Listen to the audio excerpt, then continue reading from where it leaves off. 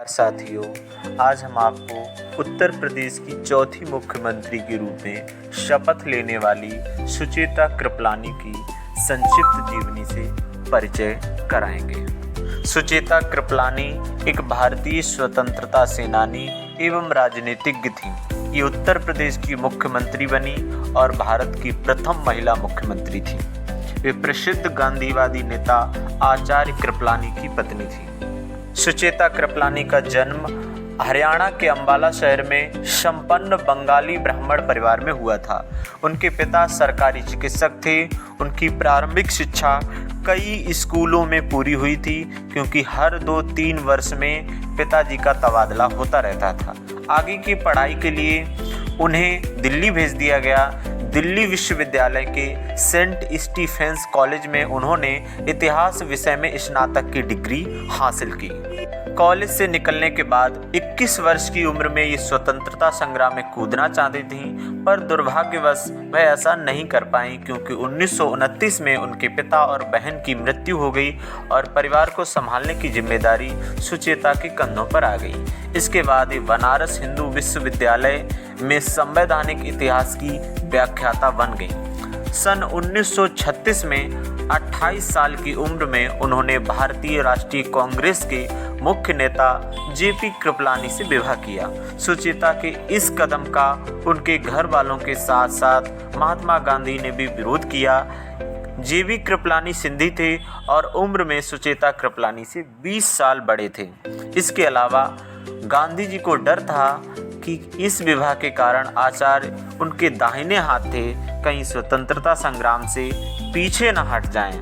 आचार्य कृपलानी का साथ पाकर सुचेता पूरी तरह से राजनीति में कूद पड़ी। 1940 में उन्होंने भारतीय राष्ट्रीय कांग्रेस की महिला शाखा यानी अखिल भारतीय महिला कांग्रेस की स्थापना की। 1942 में भारत छोड़ो आंदोलन में सक्रिय होने के कारण उनके 1 साल के लिए जेल जाना पड़ा।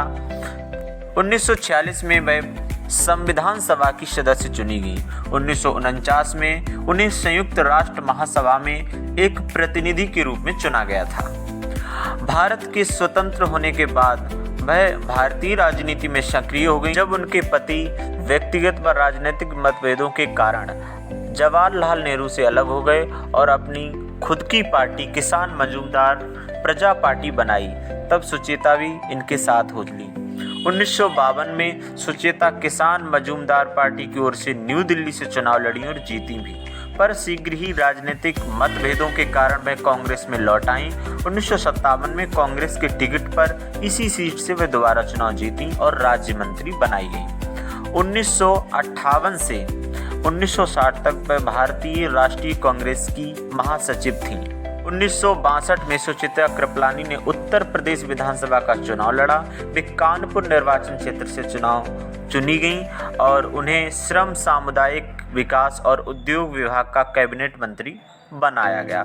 1963 में उन्हें उत्तर प्रदेश का मुख्यमंत्री बना दिया गया। 1963 से 1967 तक वह उत्तर प्रदेश की मुख्यमंत्री रहीं। 1967 में उन्होंने गोंडा उत्तर प्रदेश जिले से चौथी बार लोकसभा चुनाव लड़कर जीत हासिल की। 1971 में उन्होंने राजनीति से संन्यास ले लिया। राजनीति से संन्यास लेने के बाद वे अपने पति के साथ दिल्ली में बस गईं। निसंतान होने के कारण उन्होंने अपना सारा धन और संसाधन लोक कल्याण समिति को समर्पित कर दिया। इसी समय उन्होंने अपनी आत्मकथा इन अनफिनिश्ड ऑटोबायोग्राफी लिखनी शुरू की, जो 3 भागों में प्रकाशित हुई। धीरे धीरे उनका स्वास्थ्य गिरता गया और 1 दिसंबर 1974 को हृदय गति रुकने से उनका निधन हो गया।